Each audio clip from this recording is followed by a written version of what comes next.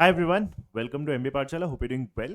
So this is the fourth video in the best of CAT LRDI series, right? तो अगर तुमने पहले first three videos नहीं देखे तो I would strongly encourage you to go back and watch the first three videos as well. ठीक है? And इस पर्टिकुलर सीरीज में हम कैट में जितने भी आज तक के बेस्ट सेट्स आए हुए हैं from the previous papers as in 1990 के बाद से जितने भी पेपर्स अवेलेबल होते हैं राइट उसमें जितने भी 6 सेट्स हैं उसको हम इस पर्टिकुलर सीरीज में डिस्कस करेंगे and this series will be long, ये कैट तक कंटिन्यू होने वाली है. ठीक है? And before beginning if you're a CAT 24 aspirants, तो 18th ऑफ मार्च से हमारा लक्ष्य बैच स्टार्ट हुआ था. This is a comprehensive program. ठीक है? सारी डिटेल्स तुम्हारी डिस्क्रिप्शन में भी है. You can call the numbers available in the description as well. ठीक है? So you can go ahead and join this batch. Now let's start with the set for today. Now this is a very famous set in the cat fraternity, right? Erdos number करके ये set famous है. ठीक है? काफी अच्छा set है because इसमें language समझना इंपॉर्टेंट है. लाइक इसमें लाइक नंबर क्रंचिंग बहुत ज्यादा नहीं है once you get down to solving this set, but yes you have to understand how to structure this set, क्या इंफॉर्मेशन इसमें दी हुई है. So this is a non traditional kind of a set that CAT had posted right during those years. Right? So let's start by solving this. First, pause this video, try this set yourself, and then we can actually go on to discuss this particular problem. Right? एक बार आप खुद से एक बार pause करके screen यहीं पे try करो. Right? So I hope you have tried this set. Now we'll start reading this. Let's first understand what is the information given in this. So there is a lot of information given, and then we can actually start solving the problems. चलो यार start करते हैं इसको read करना. Now क्या दिया हुआ है? Mathematicians are assigned a number called Erdos number named after the famous mathematician Paul Erdos. So Paul Erdos was a famous mathematician. Actual scenario है यहाँ पे जो डिस्क्राइब्ड है ना, ये एक्चुअल में उस टाइम पे हुआ था राइट. कोलैबोरेटिव डिस्टेंस करके फेमस हुआ था, बट उसी पे ये सेट बना हुआ है. So mathematician assigned a number called Erdos number. Now this was assigned after the famous mathematician Paul Erdos. Now, only Paul Erdos himself had an Erdos number of 0. The first piece of information has to be very clear कि सिर्फ Paul Erdos himself, जिसके नाम पे ये पूरा system placed है, उनका ही Erdos number क्या था? सिर्फ 0 था. Any mathematician who has written a research paper with Erdos has an Erdos number of 1. तो if there is any mathematician जिसने पॉल एर्डोस के साथ रिसर्च पेपर लिखा हुआ है, बेसिकली कोलैबोरेशन यहाँ पे इंपॉर्टेंट है राइट. तो अगर एर्डोस के साथ ही उसने रिसर्च पेपर लिखा हुआ है, then he or she will have an Erdos number of 1. For other mathematicians the calculation of his or her Erdos number is illustrated below. तो ऐसा जरूरी नहीं है कि you have to be connected like with Paul Erdos to have an Erdos number. Erdos number किसी भी mathematician का निकल सकता है, डिपेंड करेगा कि वो कोलैबोरेशन किसके साथ हुआ है राइट. तो एक कोलैबोरेटिव चेन है, उस चेन में आपका एर्डोस नंबर कैसे कैलकुलेट होगा उसका इंफॉर्मेशन हमारा यहाँ पे दिया है. तो अभी फर्स्ट वाले पैराग्राफ में सिर्फ इतना इंपॉर्टेंट था कि सिर्फ पॉल एर्डोस खुद का ही उसका सिर्फ क्या हो सकता है? 0 हो सकता है. एर्डोस के साथ जिसने कोलैबोरेशन किया होगा उसका एर्डोस नंबर क्या हो जाएगा? 1 हो जाएगा. So first paragraph only gives me this info. Now let's start reading the second paragraph, and that is more important. Now, suppose that a mathematician X has co-authored papers with several other mathematicians, right? So, example देना start करा है. From among them, mathematician Y has the smallest Erdos number. Let the Erdos number of Y be Y. Then X has an Erdos number of Y plus. अब देखो इसको मैं simple words में पहले आपको समझाता हूँ. सपोज लाइक एक ग्रुप है मैथमेटिशियन का, वो ग्रुप कितने भी लोगों का हो सकता है उससे फर्क नहीं पड़ता, बट लेट्स से मान लो 3 लोग थे, X था, Y था और Z भी इन्वॉल्व कर ले, कोई दिक्कत नहीं है. ठीक है? मल्टीपल लोग हो सकते हैं, 2 भी हो सकते हैं, कम से कम 2 तो रहेंगे क्योंकि कोलैबोरेशन हुआ है तो कम से कम 2 लोग का तो होगा ही. नाउ इसने एग्जांपल क्या दिया था? Suppose that the mathematician X has co-authored paper several other mathematician. तो X ने Y के साथ कोलैबोरेट करा, X ने Z के साथ कोलैबोरेट करा, Y ने Z के साथ, या आपस में इनका कोलैबोरेशन हुआ फॉर एग्जांपल. ठीक है? X ने Y के साथ, X ने Z के साथ. From among them mathematician Y has the smallest Erdos number. मान लो इन तीनों में Y का सपोज सबसे स्मॉलेस्ट एर्डोस नंबर है. मान लो Y का मैं स्मॉलेस्ट एर्डोस नंबर बोलता हूँ, क्या बोला इसने? वही ले लेते हैं, Erdos number of let's say Y भी Y. तो मान लो Y का मैंने एर्डोस नंबर क्या लिया? स्मॉल y रिप्रेजेंट किया.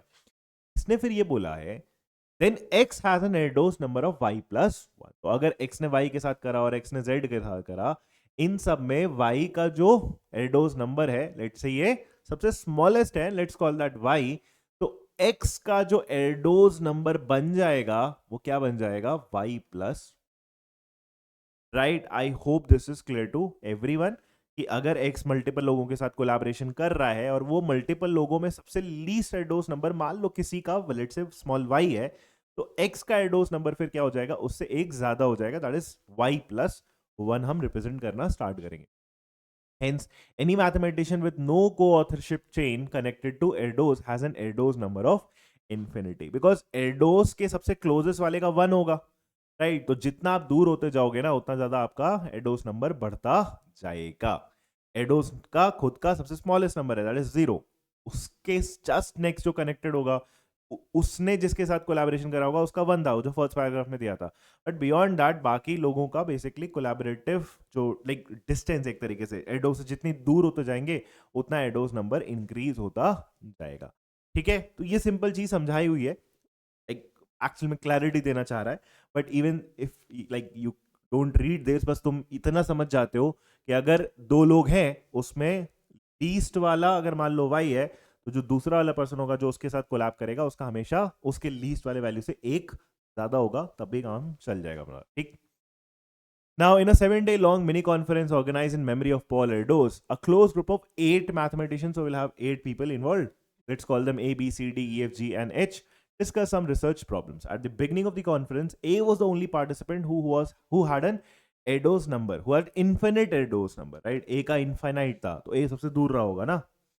Nobody had an Erdos number less than that of F. So among those 8 mathematicians, A was the only participant who had an infinite Erdos number and nobody had an Erdos number less than that of F. तो F का basically उन 8 लोगों में सबसे least रहा होगा। Value क्या है वो मुझे नहीं पता, बट उन 8 लोगों में सबसे उनका क्या होगा, least. And now we have specific information on the third day of the conference, on the third day of the conference, on the fifth day of the conference, and so on. So now we can start figuring out the Erdos number of all the people, maybe in like some of the rounds, or maybe in all of the round. There's a question they go, how many participants in the conference did not change their Erdos number? So you'll have to figure out the Erdos numbers, right? The person having the largest Erdos number at the end of the conference, so you'll have to figure out the Erdos. So let's take a new page. And now let's start putting out all the information available to. तो क्या था, ये वाला information तो अपने को clear था। यहाँ पे ये इंपॉर्टेंट था कि A का क्या था, he was the only participant Erdos number of infinity and nobody had an Erdos number less than that of F. अब स्टार्ट करते हैं इंफॉर्मेशन रीड करना।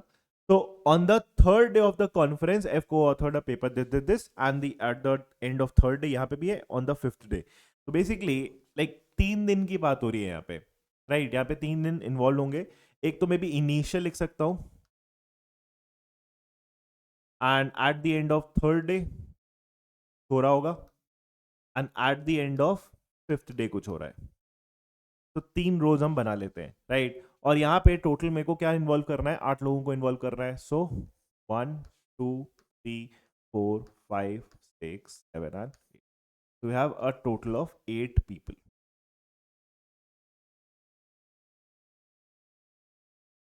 Fair enough? Now let's start reading all the information one by one, और हम यहाँ पे इनके numbers fill out करना स्टार्ट करेंगे। तो on the third day of the conference, यहाँ पे on the third day of the conference F co-authored a paper jointly with A and C. तो F, A और C इन्वॉल्व करना है, तो पहले मैं नाम लिखना स्टार्ट करता हूँ, F, A and C। अच्छा, इसमें भी मुझे ये पता था स्टार्टिंग में कि A was the only participant who had an Erdos number of infinite Erdos number। तो A का initially at the beginning of the conference A का Erdos नंबर क्या था, इनफाइनाइट था। एंड ऑल्सो क्या बोला था, nobody had an Erdos number less than that of F. F का मेरा लीस्ट था। अब मुझे पता नहीं है ना एफ का क्या था, लीस्ट था। लेट से मैं एफ का ही लीस्ट ले लेता हूं, कुछ भी, सपोज एक वेरिएबल दिया मैंने, लेट से एक्स, क्योंकि नंबर मुझे नहीं पता है, राइट। सी का भी हम नहीं लेंगे, मुझे नहीं पता क्या रखना है। बहुत ज्यादा वेरिएबल्स में इन्वॉल्व करने की कोशिश नहीं करेंगे, whenever required will have a variable. तो इसका इनफाइनाइट लिखना था, इसका मेरे को कुछ चाहिए बिकॉज इसका लीस्ट है, तो इसके रिस्पेक्ट में हमेशा +1 होगा जब भी कोई F के साथ कोलैब करेगा, यही मीनिंग समझाया था। तो on the third day of the conference F co-authored a paper jointly with A and C। तो F ने A and C के साथ जॉइंटली कोलैब करा।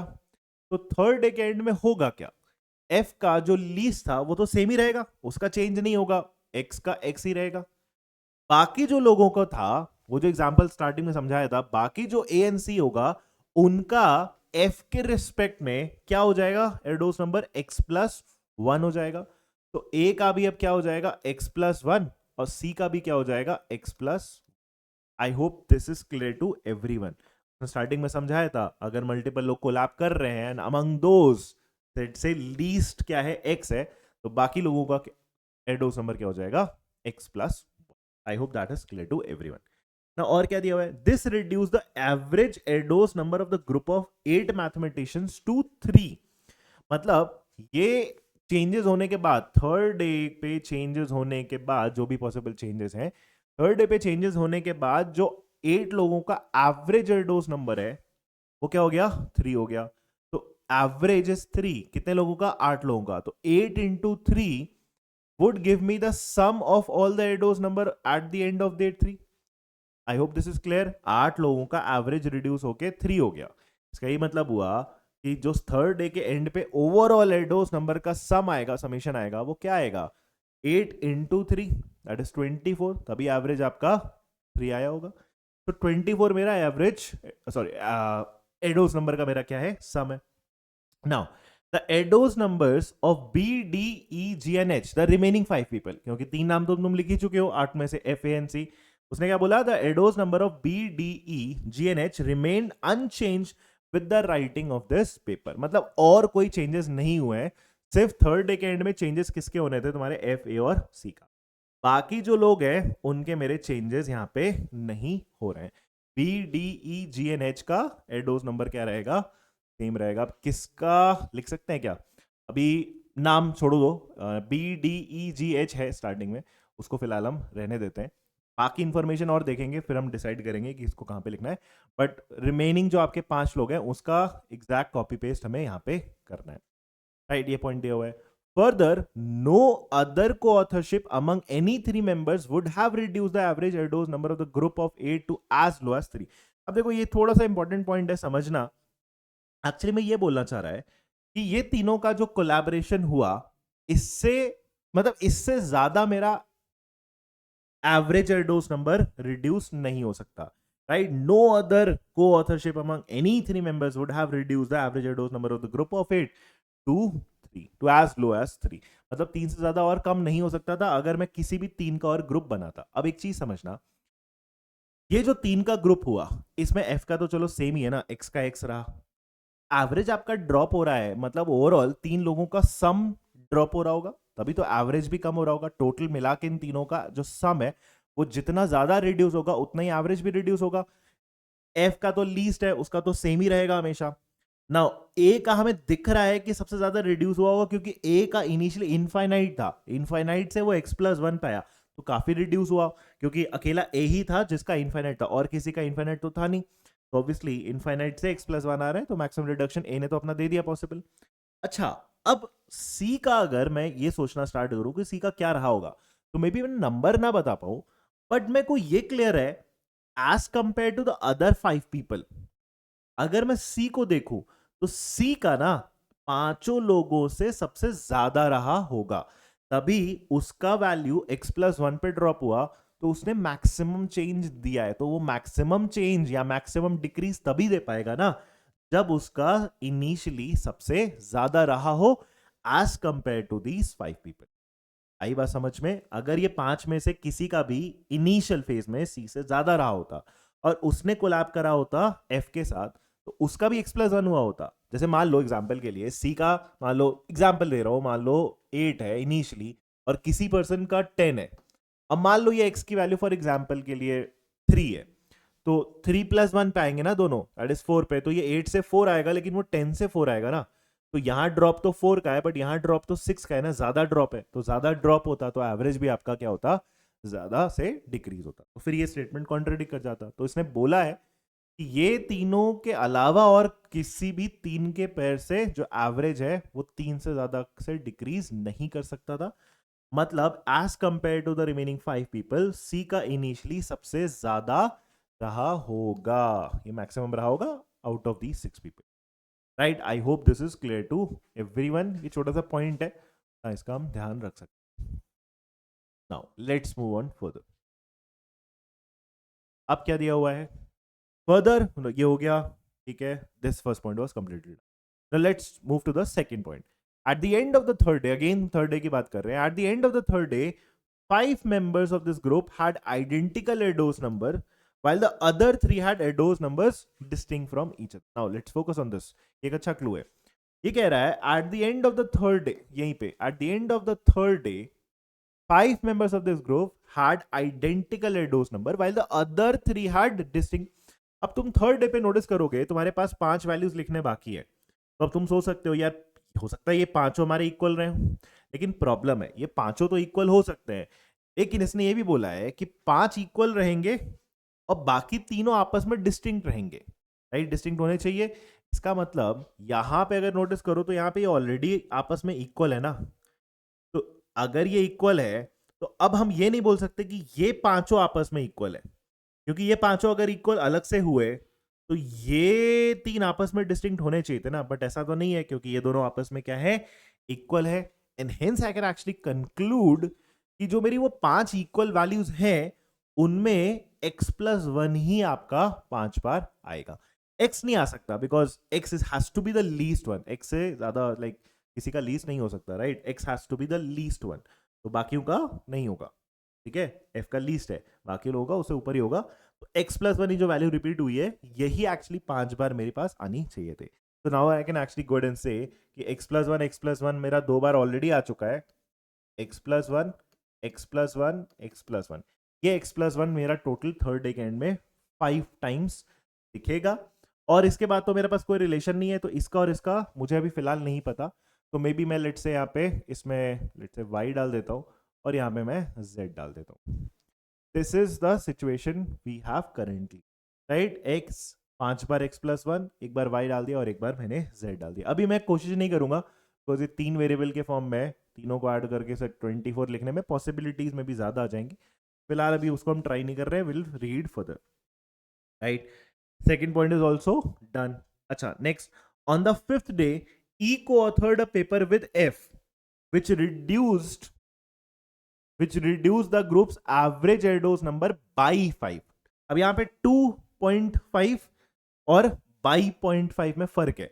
अगर यहाँ पे ये लिखा होता कि which reduce the average ADOS number 2.5, तो मतलब 5th डे के एंड में 0.5 एवरेज बनाए, तो 0.5 इंटू 8 करते तो 4 ओवरऑल सम आता, बट ऐसा नहीं है, यहाँ पे ये नहीं है, which reduce the average ADOS number by 0.5 है, तो मतलब यहाँ पे 24 जब आपका सम था ना, तो एवरेज तुम्हारा 0.5 से रिड्यूस हुआ है, 8 लोगों के लिए 0.5 एवरेज कम हुआ, तो 8 इंटू 0.5 दैट इज 4, 4 से आपका सम ड्रॉप हुआ होगा, तो 24 से यहाँ पे क्या पहुंचा होगा 20 because of that reduction of 4, ठीक है, बेसिक एवरेज की लैंग्वेज है, 24 से वो 20 आएगा, ओवरऑल सम में कितने का डिक्रीज होगा, 4 का डिक्रीज होगा। हाँ, again on the 5th day E co-authored a paper with F which reduced the group's average ADOS number by 0.5, तो E and F का कोलैब हुआ है, अगेन F का तो मेरा लीस्ट ही है, फॉर एग्जांपल अगर ये X है तो F का मेरा X ही रहेगा। हाँ, E मुझे अभी नहीं पता कहां पे ना, अब E के साथ पॉसिबिलिटीज क्या है, या तो E मेरा यहां तीनों में कहीं पे है, या तो E मेरा या तो Y पे है या फिर मेरा क्या है Z पे, थोड़ा सोचना पड़ेगा। The ADOS number of the remaining 6 were unchanged with the writing of this paper। अब ये भी बोला है ENF का कोलैब हुआ है और बाकी 6 लोगों का एवरेज एडोस जो इंडिविजुअल एडोस नंबर है वो क्या रहा, सेम रहा। अब एक चीज समझना, मेरे को E की पॉसिबिलिटी नहीं पता ना कि E कहां पे है।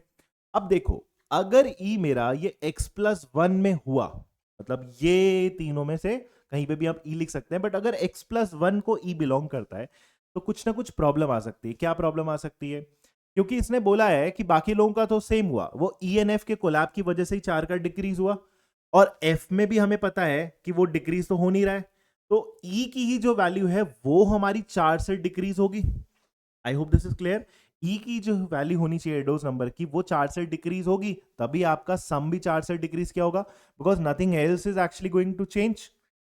प्रॉब्लम ये है कि अगर x+1 रहा होता E का और वो 4 से डिक्रीज हुआ होता तो फिर तो प्रॉब्लम है ना, क्योंकि x+1 अगर 4 से डिक्रीज करोगे तो फिर वो x से भी छोटा हो जाएगा, ऐसा नहीं हो सकता। कोलैबोरेशन के बाद अगर ये x है तो उससे हमेशा वो एक ज्यादा दिखना चाहिए, बिकॉज ई एंड एफ का कोलैब हुआ है हमें पता है, और f का अगर x है तो फिफ्थ डे के एंड में मुझे पता है कि क्या होगा, x+1 होगा e का।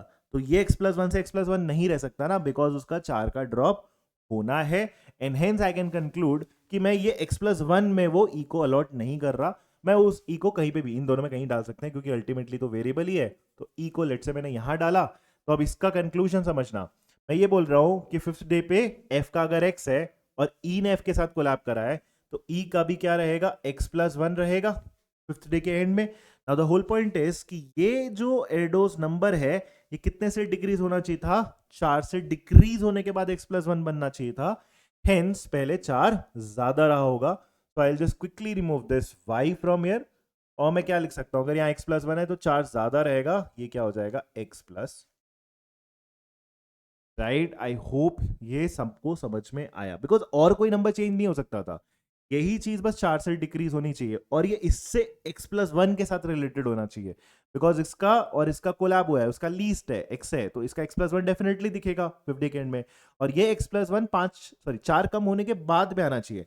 इसका मतलब इसकी जो पहले वैल्यू रही होगी वो क्या रही होगी, x+5, राइट। और इसने बोल दिया था ना, the Erdos number of the remaining 6 remain unchanged while writing the paper, तो मतलब बाकी सब कुछ क्या रहा होगा, सेम। कॉपी पेस्ट कर लो, x+1 x+1 x+1 x+1 x+1, और यहाँ पे राइट बाकी सब कुछ क्या रहा आपका, सेम रहा। No other papers was written during the conference, इसके अलावा और कोई पेपर आपका नहीं था, क्या था। नाउ एक चीज और यहाँ पे भी मैं इसमें चेंजेस कर लूंगा, पहले ये फिल कर लेते हैं, बिकॉज इनिशियली जो भी था एफ ओ ए और सी के बीच में कोलैबोरेशन हुआ था ना, तो बाकी जो आपके 5 लोग थे उनका तो सेम ही रहा होगा, थर्ड डे के एंड में जो था वही पीछे भी रहा होगा। तो यहाँ पे भी लिख लेता हूँ पहले मैं, x+1 x+1 x+1 x+5 and now finally, ठीक है। हाँ, अब इसमें सी का इनिशियली क्या रहा होगा वो मैं फिलहाल नंबर या कोई वेरिएबल नहीं देने में इंटरेस्टेड हूं, बिकॉज मुझे वहां पे सम भी नहीं पता है, बट मुझे ये आइडिया है कि सी का इन पांचों से सबसे ज्यादा रहा होगा, ये स्टार्टिंग में हम स्टैब्लिश कर चुके हैं। Now, the last part that remains in this particular problem is to figure out what are the values of this ax, x+1 या x+5 या z for example. अब वो कैसे करें, उसके लिए हम थर्ड डे पे नोटिस कर लेते हैं। वो थर्ड डे पे क्या नोटिस करें, सम मुझे पता है ना 24 है, आओ चेक करें, सम बनाओ पहले। 1 2 3 4 5 6 7, 7 टाइम्स x है 7x, plus numbers 1 2 3 4 5, 5 plus 5 is 10, plus of z, this is 24।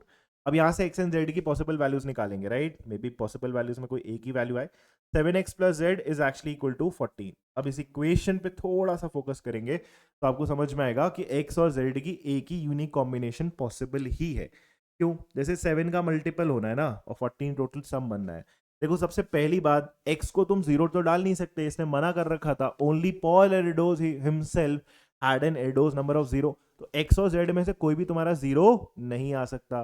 तो x को मेरे को एक ही तो वैल्यू पॉसिबल लग रही है रखना, x इक्वल टू क्या हो जाएगा 1, 7 इंटू 1 से 7 हो जाएगा, और z की करस्पॉन्डिंग वैल्यू क्या आ जाएगी हमारी 7 आ जाएगी। बिकॉज इसके बाद अगर हम x को 2 भी लेते हैं अगला लीस्ट, तो 7 इंटू 2 से 14 चला जाएगा, फिर z को 0 होना पड़ेगा, बट z 0 नहीं हो सकता ना, only Paul Erdos himself had an Erdos number of 0, and hence यही एक यूनिक कॉम्बिनेशन मेरे को फिट दिखाई दे रहा है। And now I will quickly replace all the values. तो x को 1 रखना है, राइट, तो वैल्यूज को अलॉट करना स्टार्ट कर सकते हैं।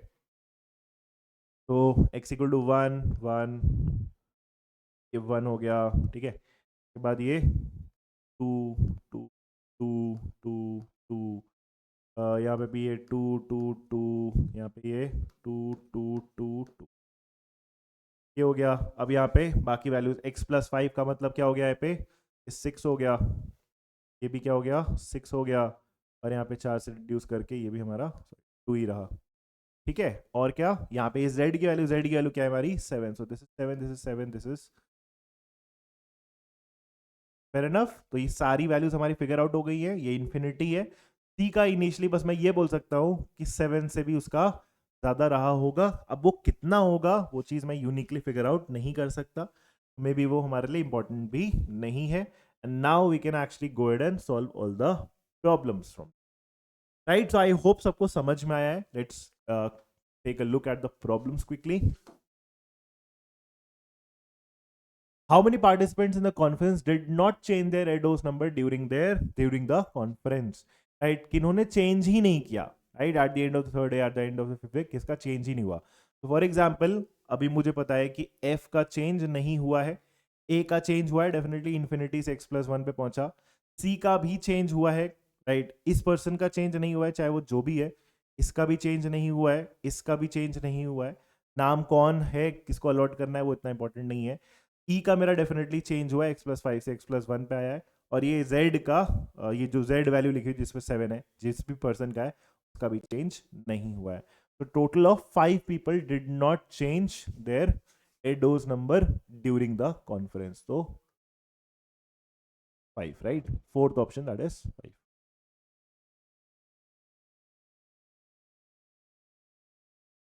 देखने में सीवीडी लग गया वो. फोर्थ ऑप्शन दैट इज, ठीक है. Second, the person having the largest ADOS number at the end of the conference must have had ADOS number. तो largest number हमारा क्या है? 7 at the end of the conference. The maximum number of ADOS is second option, that is 7. How many participants had the same ADOS number at the beginning of the conference? कितने लोग का starting में same था? तो यहाँ पे notice करो, ये तो x था, ये x plus 5, x plus 1, x plus 1, x plus 1, ये इन्फिनिटी, ये डेफिनेटली इन सबसे ज्यादा है, तो ये भी डिफरेंट ही रहा होगा. तो कितने लोगों का हमारा सेम था इनिशियली? सिर्फ ये 3 लोग का, x प्लस 1, x प्लस 1 और x प्लस 2, 2 एंड 2, राइट? सो क्या आंसर आ जाएगा हमारा? Second option, and that would be 3. Fourth, the ADOS number of C at the end of the conference was C at the end of the conference x plus 1. तो वो कितना निकला हमारा? 2 निकला. Second option, that is 2. Finally, fifth one, the ADOS number of E at the beginning of the conference was. तो E at the beginning of the conference वो हम specifically बता सकते हैं कितना रहा होगा हमारा? 6 रहा होगा. And that makes the third option as the correct. Right? So I hope you understood this ADOS number set. A very beautiful set, a classic set, right? इसमें आपको language समझना important है, representation समझना important है, right? Only then, once you have that amount of clarity, right, this seems doable, right? So I hope काफी कुछ सीखने को मिला होगा. This kind of set कभी दोबारा आएगा, you'll definitely able to attempt this kind of set, right? If you have any doubts, you can just put that in the comments. Thank you.